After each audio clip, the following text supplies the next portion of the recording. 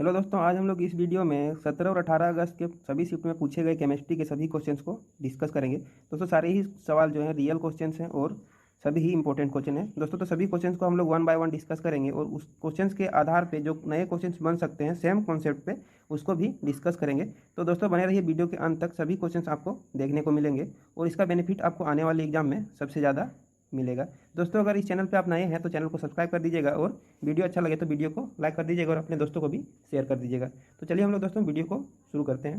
तो इसमें दोस्तों सबसे पहला क्वेश्चन पूछा गया था, वो क्वेश्चन था गोल्ड, कॉपर और जिंक Hg को अभिक्रियाशीलता के बढ़ते क्रम में व्यवस्थित करना था। ठीक है दोस्तों, तो अभिक्रियाशीलता के बढ़ते क्रम में हम लोग कैसे व्यवस्थित कर सकते हैं। इसके लिए दोस्तों एक होता है रिएक्टिविटी सीरीज, इसको याद रखना पड़ता है और इसी सीरीज से क्वेश्चन पूछे जा रहे हैं। तो आने वाले एग्जाम में दोस्तों आपको इस रिएक्टिविटी सीरीज से आपको और भी क्वेश्चन देखने को मिल सकते हैं।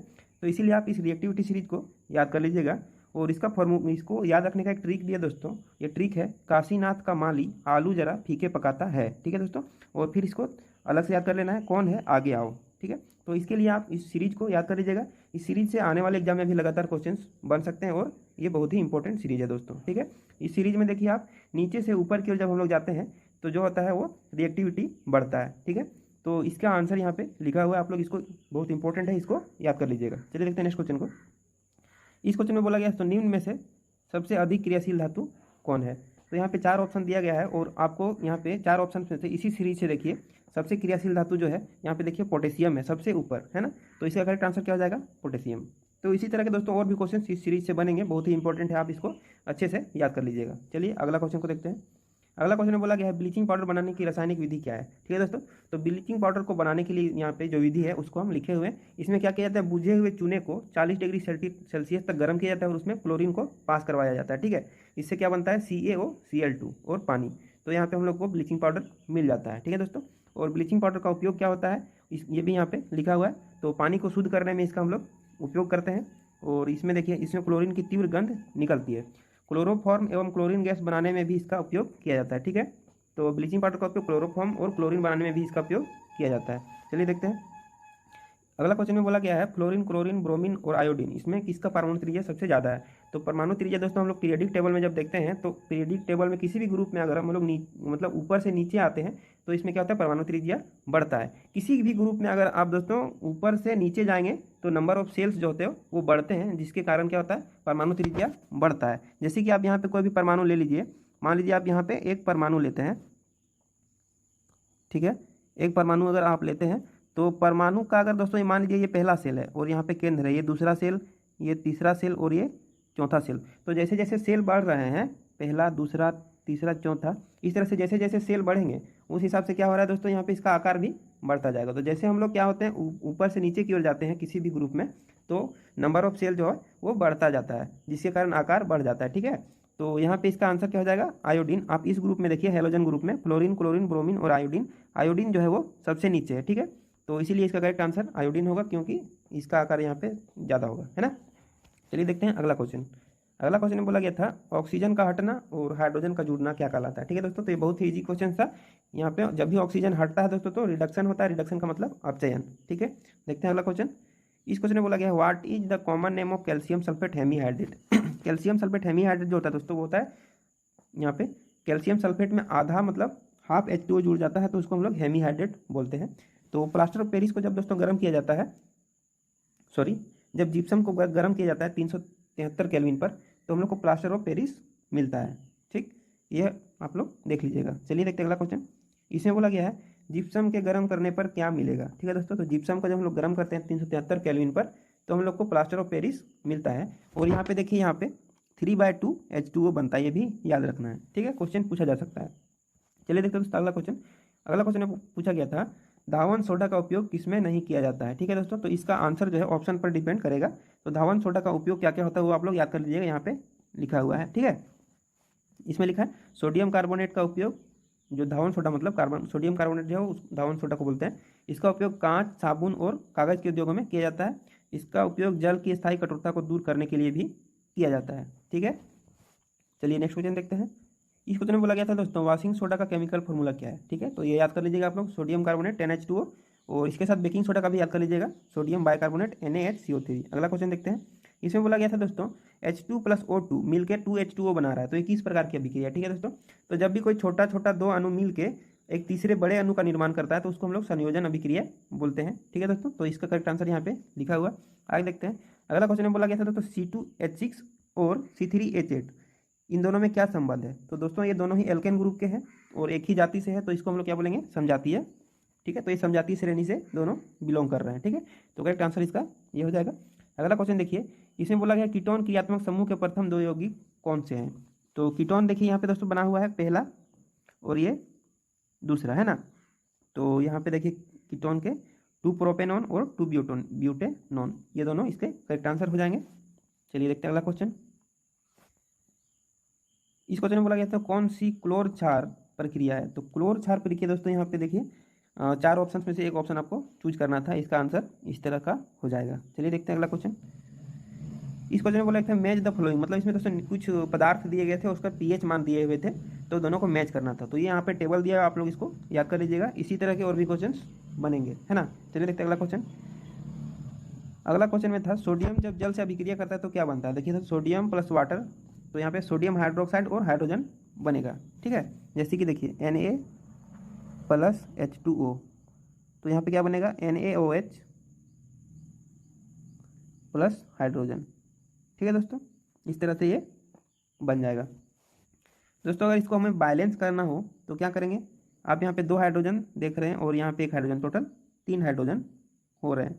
तो दोस्तों इसके लिए हम लोग क्या करेंगे, यहाँ पे मान 2 से अगर हम लोग मल्टीप्लाई कर देते हैं तो यहाँ पे 2 सोडियम हो जा रहा है, तो इधर भी 2 से करेंगे तो यहाँ पे 2 सोडियम हो गए।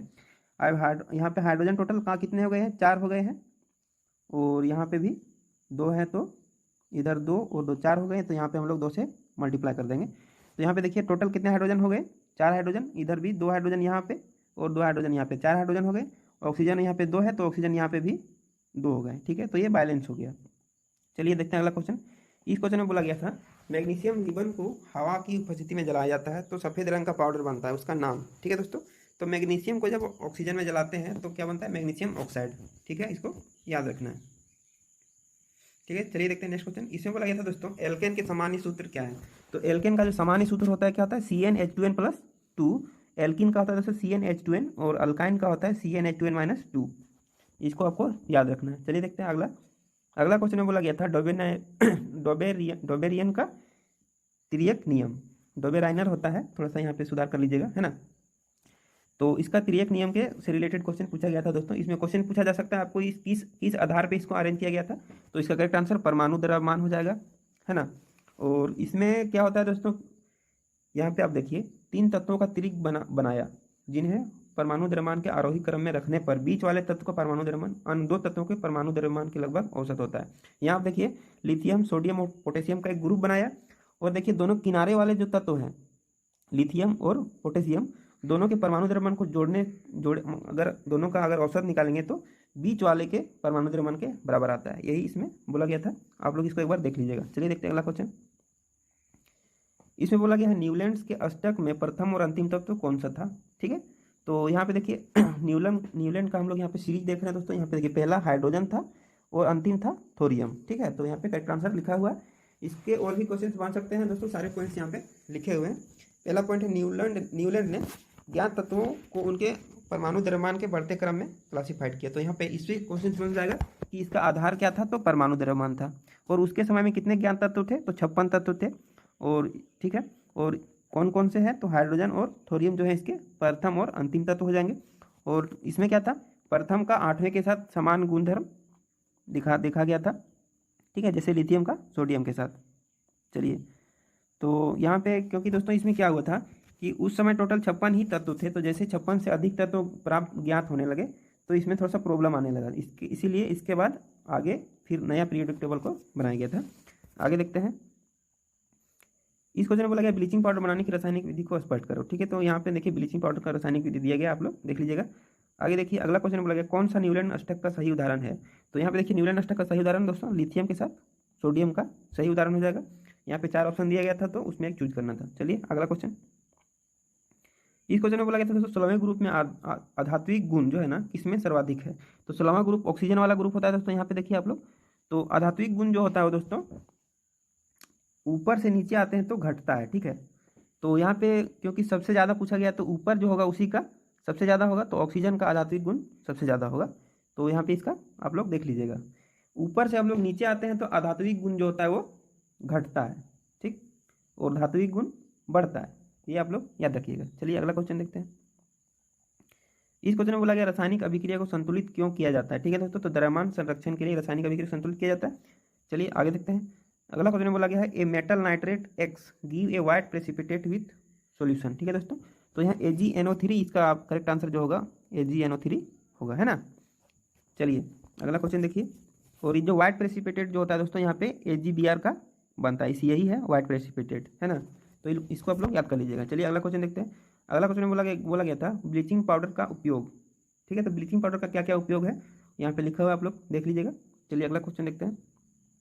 अगला क्वेश्चन में है बैलेंसिंग द गिवन, ठीक है, balancing the given chemical equation. इसको बैलेंस करना था दोस्तों, बेरियम क्लोराइड एल्युमिनियम सल्फेट से क्या क्या बनेगा, यहाँ पे इसको बैलेंस करना था। इस तरह से पूछा गया था, आप इसको एक बार देख लीजिएगा। चलिए देखते हैं अगला क्वेश्चन। अगला क्वेश्चन में बोला गया है कार्बन में कोष की संख्या कितनी है। तो कार्बन में दोस्तों कितना कोष होगा, इसका परमाणु संख्या 6 है, तो 6 प्रोटॉन और 6 इलेक्ट्रॉन। तो पहला कोष में K और L, पहला में हम लोग 2 इलेक्ट्रॉन रख देंगे, तो दूसरा में कितना चला जाएगा 6 इलेक्ट्रॉन। तो पहला और दूसरा 2 ही कोष हो गए, तो इसका आंसर 2 होगा। आगे देखते हैं। निम्न में से किस परमाणु क्रमांक सबसे ज़्यादा है। तो यहाँ पे 4 ऑप्शन दिए गए थे दोस्तों, उसमें से एक चुनना था। इसका आंसर जो होगा वो ऑप्शन के आधार पर बनेगा। चलिए देखते हैं अगला क्वेश्चन। इसमें बोला गया सबसे हल्का अक्रिय गैस कौन सा है दोस्तों। तो इसका यहाँ पे 4 ऑप्शन दिए गए थे, तो यहाँ पे हीलियम जो होगा इसका करेक्ट आंसर हो जाएगा। आगे देखते हैं। बूझे हुए चूने की अभिक्रिया क्लोरीन से कराने पर मुख्य उत्पाद क्या होगा। ठीक है दोस्तों, तो बूझे हुए चूने को जब क्लोरीन के साथ अभिक्रिया कराते हैं तो क्या बनता है, ब्लीचिंग पाउडर बनता है। ठीक है, इसको आप लोग देख लीजिएगा। इसमें क्या होता है, बूझे हुए चूने को 40 डिग्री सेल्सियस तक गर्म करते हैं और फिर उसमें क्लोरीन गैस को पास करवाते हैं। इसमें क्या बनता है, ब्लीचिंग पाउडर। आगे देखते हैं अगला क्वेश्चन। इसमें बोला गया 2 क्रमागत समजातीय श्रेणी के आणविक द्रव्यमान में अंतर कितना होता है। ठीक है दोस्तों, तो जैसे कि हम लोग देखिएगा यहाँ पे हम लोग लेते हैं मीथेन, क्या होता है CH4, फिर लेंगे इथेन, तो ये क्या होगा C2H6। तो यहाँ पे देखिए क्या हो रहा है, CH2 का अंतर पड़ जा रहा है। ठीक है, तो कार्बन का कितना होता है 12 और हाइड्रोजन 2 है, तो इसका 2, तो 12 + 2 क्या 14, तो 14 का अंतर हो जाएगा करेक्ट आंसर। आगे देखते हैं कौन सा कार्बन अपरूपक नहीं है दोस्तों। यहाँ पे 4 ऑप्शन में से CO2 दिया हो, तो ये जो है CO2 जो है वो कार्बन का अपरूपक नहीं है। यहाँ पे कार्बन के 3 अपरूपक दोस्तों दिए हुए हैं, इसको आप लोग याद कर लीजिएगा, हीरा, ग्रेफाइट और फ्लोरीन। आगे देखते हैं अगला क्वेश्चन। अगला क्वेश्चन में है brass is alloy of which metal. ठीक है, तो ब्रास किस धातु का एलॉय होता है दोस्तों, वो आप लोग को बताना था। तो ये ब्रास जो होता है कॉपर और जिंक का बना होता है। इसका ट्रिक है दोस्तों काजी। ठीक है, काजी आप लोग याद रखिएगा, कॉपर और जिंक। चलिए अगला क्वेश्चन देखते हैं। अगला क्वेश्चन है दोस्तों पावर अल्कोहल किसका मिश्रण है। तो पावर अल्कोहल जो है इसमें 80% पेट्रोल होता है, 20% इथेनॉल और कुछ स्मॉल अमाउंट में बेंजीन होता है।